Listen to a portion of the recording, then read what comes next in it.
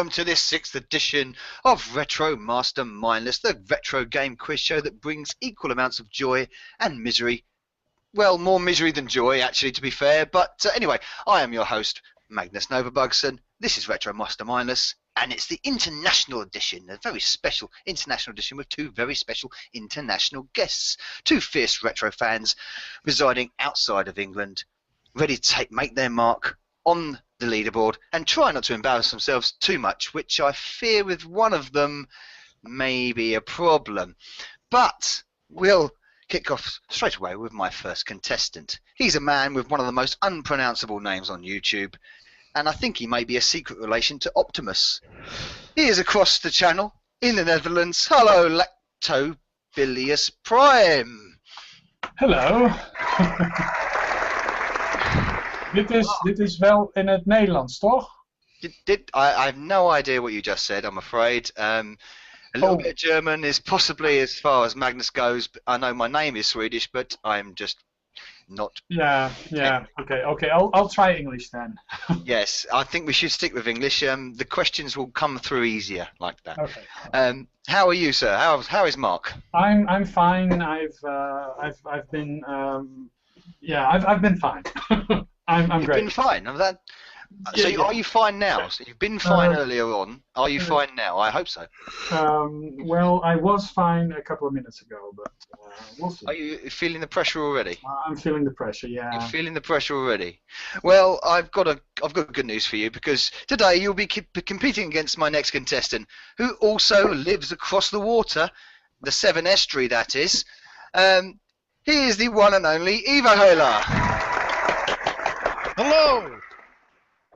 So, Giles, when you got here rather tardy, I think, didn't you? Well, no, it was luckily normally as well when it gets to 7 o'clock or whatever. I don't answer the phone after 7 o'clock. Just for some reason, the phone was ringing at 9 o'clock, and I thought it must be an emergency. People know not to ring me house after 7 o'clock. Gotta be an emergency. Answer the phone. It's my sister. Said I've got some blooming hippie from across the bloody water. Texting her saying, "Where's Giles? I need an opponent on my thing." I've completely forgot all about it, but I'm here now, and I'm good. Fully prepared. Fully prepared. That's what I like to hear. How do you feel about your opponent today? Are you? I'm not scared of nobody. You're not scared of nothing. His looks. I'm scared of his. I tell you what. I know every part of yours and Lacto's flaming anatomy. Doing this flaming computer that's game. Quite worrying. I've been bloody going around your bloody outlines for hours on end, animating you. I know all about you. I know all the ins and outs. I know all about Lacto's third leg. I know everything. It is actually a coincidence that we should be doing this episode, and you're also doing me and Lacto. Yeah, you're doing me and Lacto. Been well and truly done. Right. Okay. So I think we should get on to the main event in hand anyway. This is Retro MasterMindless. You will have 15 questions each on general retro gaming subjects. You will then have your specialist chosen subjects 15 questions again. 2 minutes to answer each round. And I'm going to start with Evohaler. Hey, can I change my specialist subject now? No. All right. You have pre-chosen your specialist subject. The questions have been specifically prepared for you and you alone. Oh, yes. So, how are you feeling? You ready? fine. You're fine. Okay, so we'll kick off straight away. You're not 2 minutes. We'll start now. What handheld system has sold over 118 million units? I don't know. Nintendo Game Watch. Well, close, but remember you can pass, by the way, and go back to at the end. That's my answer. Game Watch, and that's incorrect. How do you know? I do know. What infamous Atari game hole was buried in New Mexico? Flaming T. Flaming T, correct. No, without the flaming. How many press circuit boards did the Neo Geo game cartridges have? How many PCBs did the Neo Geo game carts have? Well, one, I suppose. No. 100. No. Between What's one up from one? 2. 2, correct. What console was the successor to the Nintendo 64? That's cubed shit. You gotta say the name. Game Tube. No, I'll give you that. The XEGS was a console manufactured by whom? The what? The XEGS was a console manufactured by whom? Oh, I don't know. I do. Don't know. Pass it on that? Yeah. Pass. What game developer was responsible for the Crash Bandicoot series? Oh, Bandai. But don't know. Pass. Yeah. Pass. The cheapest model of the original ZX Spectrum came with how much memory? Oh, I've got one. It's there. There, the Z81, the ZX81. No, I said the ZX Spectrum. The cheapest model of the ZX Spectrum. 48k. No, incorrect. Fuck knows. Passing? Pass. 20 seconds left. Space Invaders was developed by what company? Space Invaders. Namco. Bandai. No. Bishop's penis. No. I don't know. Pass. Pass. Which sandbox game has you creating and running the lives of virtual people? Minecraft. No. No, your time is up. You can answer if you want to. I'll give you the question again. Which sandbox game has you creating and running the lives of virtual people? Oh, I don't know. There's all sorts. I don't fucking know. Pass. Honor. Pass. Okay. I ate cheats, and I can You see ate bloody cheats. Lacto there cheating as he's sitting there. He's calculating how many questions he's going to answer more than you. Anyway, you got to question 9, Giles. You answered 3 correctly. The ones you missed on, or fucked up deliberately, either way. Which handheld system has sold over 118 million units? That would be the Nintendo Game Boy. That's what I said. No, you said the Game Watch. Yeah, That's but the that's Game 'cause I & was Watch is looking a at a watch when I said it. But the Game & Watch is a completely different system. There is one Mark is holding up right there, which I've missed, but never mind. I said the Game Boy. No, you didn't. Yes, I did. Magnus Novabugson has the final answer on this. And my penis is bigger than yours. What? You got like 3 right, actually, but you did all right there. The XEGS was a console manufactured by whom? Atari. Yeah. The game developer responsible for the Crash Bandicoot series was Naughty Dog. Yeah. The cheapest model of the ZX Spectrum came with how much memory? 16 kilobytes. Was it really? Yep. Space Invaders was developed by what company? Taito? That's what I said. You did not say Taito. Bandai. That's not the same Of company. course it bloody is. Yes, and Microsoft and Sony are the same company, aren't they? Exactly. I am not arguing with you. I am not arguing with a crazy Welshman. I am not doing it. I'm not lowering myself to it. Right. And finally, which sandbox game has you creating and running the lives of virtual people? The Sims. Oh. So, 3 questions. 3 questions. I do believe it may be a record for the first round. But anyway, we'll go on to your contestant who's got a nice grin on his face. Have you got a grin on your face, Mark? Yes. Good. All right. 15 questions, 2 minutes. Are you ready, sir? As ready as I'll ever be. Excellent. And your time starts now. What was the name of the failed Apple-developed home console?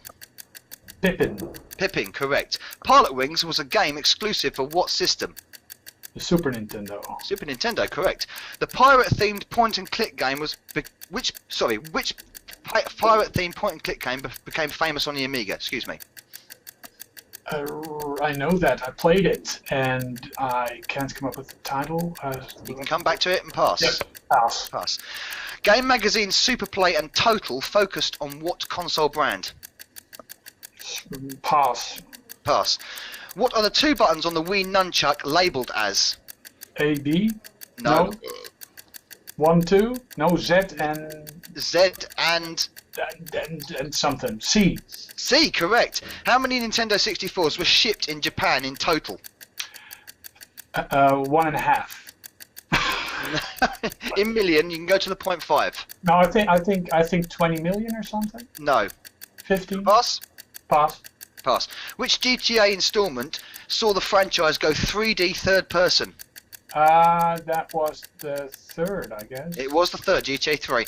What is the memory capacity of the standard PlayStation 2 memory card? 1. No. 1 In megabytes? 1 megabytes? No. 8 megabytes? 8 megabytes, correct. Provocateur and Grisor are alternative names for what run-and-gun Konami classic? Contra? Contra, correct. In what Mario game did we first see the introduction of Rosalina? Donkey Kong? No. Pass. 20 seconds, pass. What is accredited to be the very first home games console? Pong. Sorry? No, repeat the question, please. What is accredited to be the very first home games console? The Atari Pong system. No. Pass. Time is up! Ooh. Oh, It was the Magnavox Odyssey, oh man! the last one. Mr. Bear. He gets all the easy ones. I noticed. Right, you knew them all, did you, Giles? Yeah. Excellent. Favoritism, that is. That's what this is all about, subscribers. And just 'cause he's got loads of subscribers, you're giving me all the hard ones and giving him all the easy ones. I always you can give play you... Kiss Lactobacillius' arse just because he's got more subscribers. I know what's going on. I always give you the hard one. I know what's going on. Anyway, back to Mark's round. He got to question 11, which is pretty good. You got 6 answers right, Mark. So doubled Giles' score there. It's very good. Cool. And the questions you missed on, I screwed one of the questions up, sorry, I had to say it twice, so my mistake on that one. But the pirate-themed point-and-click game famous on the Amiga was The Secret of Monkey Island. I knew that. Yeah. Game magazines Superplay and Total focused on what console brand? Nintendo. How many million Nintendo 64s were shipped in Japan in total? That was only surprisingly 5.5 million. They did, yeah, I know, surprising. They did over 20 million in the States, but only 5.5 million in Japan. Which Mario game did we first see the introduction of Rosalina? That was Super Mario Galaxy on the Wii. Yeah. And finally, I've already answered it. Magnavox Odyssey was accredited as the first video game console at home. So, very interesting. It's quite close, quite tight. I like it nice and tight. Nice. I'm sure Giles does too. And now we're going to go back to Giles for his specialist subject. I've got a funny feeling. What's that? Was this a random specialist subject just plucked out of your cranium? Yeah, well, I just couldn't be arsed thinking. You wouldn't let me have one for some reason. Because Lacto had it, and he's your favourite. No, you didn't answer that. Someone else had. So I picked one I've had, and I know nothing about. I don't care. Well, we're not going to argue about that. He wants to pick a fight with me, ladies and gentlemen. This is the first contestant I've had on Retro MasterMindless who wants to pick a fight with the host, which is always good. We'll see you at a ring sometime near Cardiff. But anyway, until then, when he's got the giggles out, Giles, Evohaler, your specialist subject is the Intellivision. Brilliant. Only ever had two. Very good. Brilliant. You're certainly branching out, and you're certainly retro by saying Intellivision. I hope you do. So, when you're ready, sir. Ready. Always time ready. Starts. Always Time. ready. Good. Well, I hope you are now. Time starts 2 minutes now. In what year was the Intellivision released nationwide in the US? 1980-ish or two. Oh, I'll give you that. 1980. What 80. toy company manufactured the Intellivision? Bandai. No, the other one. Konami. No, that's not a fucking toy company. Toy Master. No, gonna pass. Beachhead. Cannonball. No. Are you gonna pass? Films. Are you gonna pass? Pass. Pass. The name Intellivision is an amalgamation of what 2 words? Intelligent televisions. Yes, computers. correct. What console released a year before the Intellivision was its main competitor? Oh, an Atari 2600 or something like It that. was correct. What was the best-selling game on the system? I don't even know if it was, but but Lock and Chase was the best game. It wasn't, no, but do you want to pass? No, Nasal Soccer, NASL Soccer. No, no. Commander. No. Do you want to pass? Pass. The Intellivision was marketed to retail giant Sears, where it was renamed under this brand. What was that name? I don't know. Pass. Approximately how many million consoles were sold? Oh, 2. 2. 1 up. Close. 3. 3. Correct. Aside from the number buttons on the controller, what is written on the remaining 2 keypad buttons? Oh, Enter and Start, I think. Close. Stop. Enter and... Enter. I can't remember. It was 30 years ago. Oh, you're so close. Enter and... Next. When was the Intellivision discontinued? Oh, 1982. No. 1. 3. No. Doesn't 3, matter. no. Pass. In 2006, the short-lived successor to the Intellivision was released by the same manufacturer. What was this console called? And your time is up, and you can answer. Wasn't called the Intellivision 2, no. I'll give you 5 seconds grace to answer this. The Welly Vision. The intellectual Welly Telly. I don't bloody know. No. Boss. Oh, crying it. Right. I've fucking lost count. I don't know what's going on. I haven't got a clue what's going on anymore. I did well there. Well, you got to question 10, so you got quite far. Yeah. Into the questions. You got 4 answers.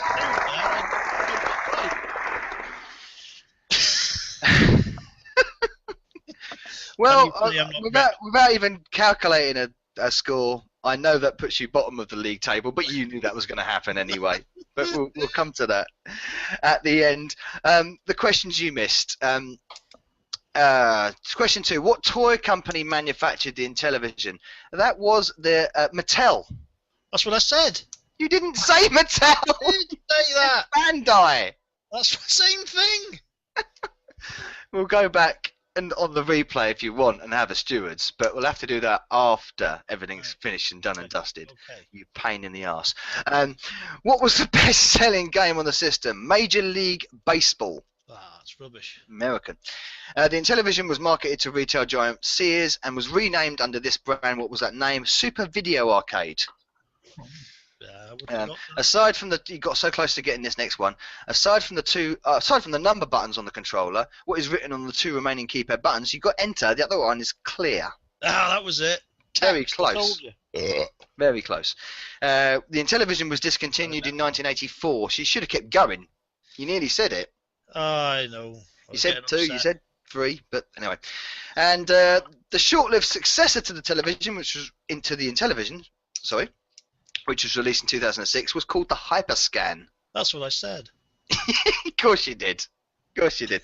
I'm going to go and now book Microsoft because clearly my headphones are not working anymore. Exactly. We just hear what you like. Because of your love for Lacto and his subscribers, you hear what you like.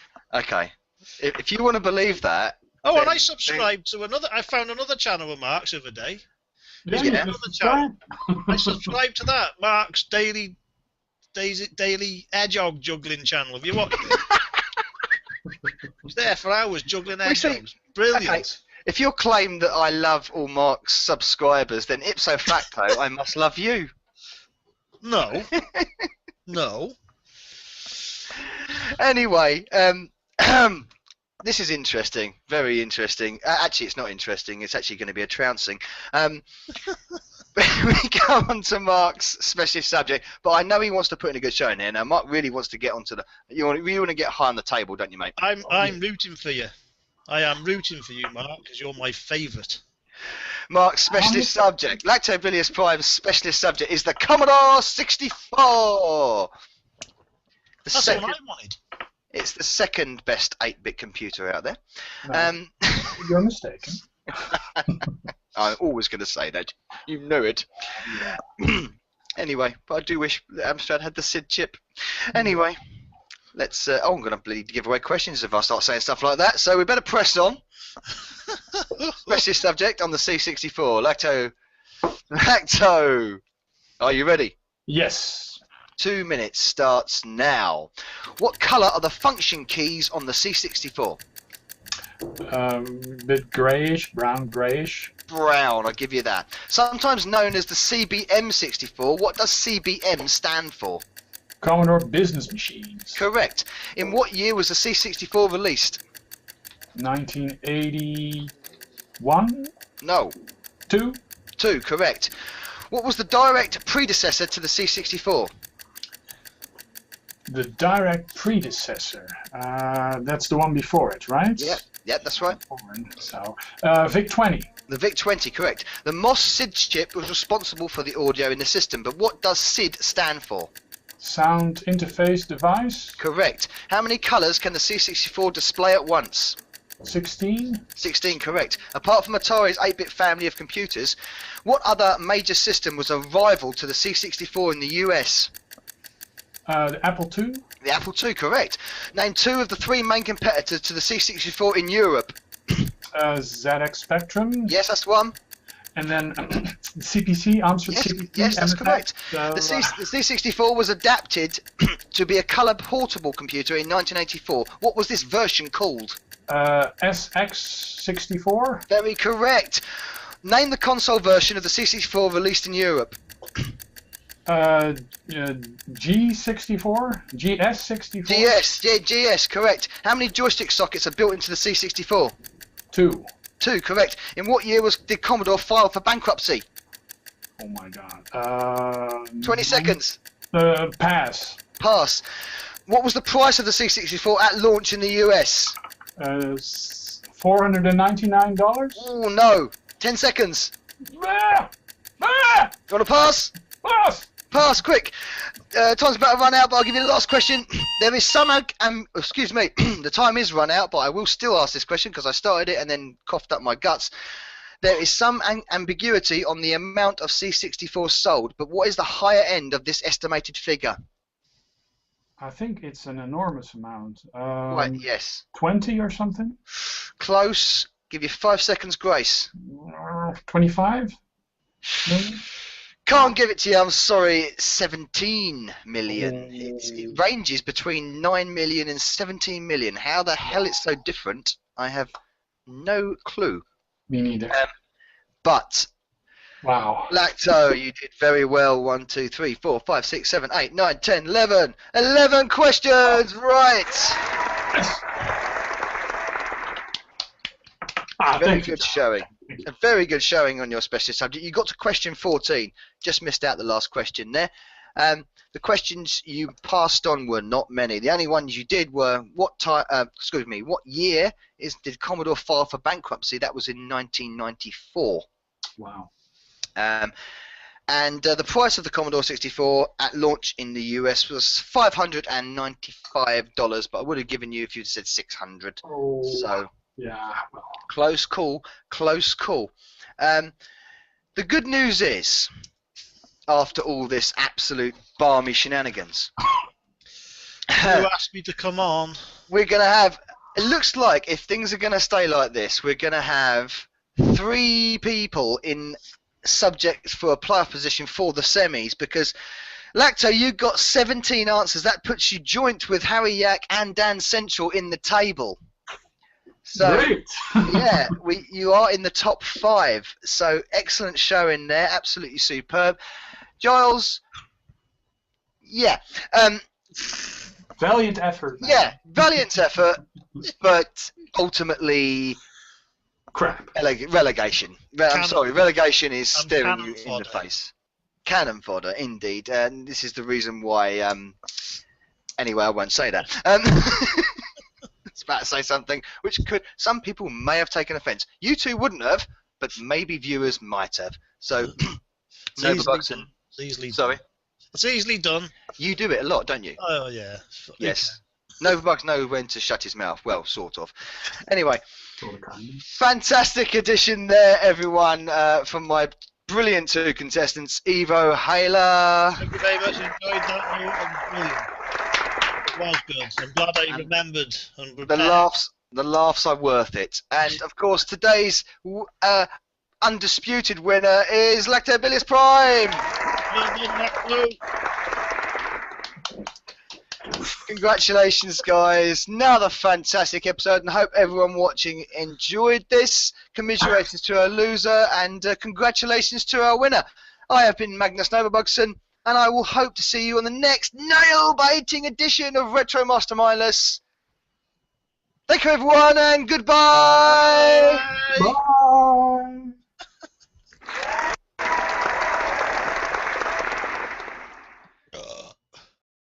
So after another amazing edition of Retro MasterMindless, we see that the bottom half of the table has changed, with Evohaler now rock bottom, displacing Shock 16. Infected Flinch falls into the bottom half of the table too, and as we look at the top half of the table, we see that Lactobacillius Prime has joined Harry Yak and Dan Central on 17 points, and no one has challenged Chris Shank yet. Can anyone catch him? Find out in the next edition of Retro MasterMindless.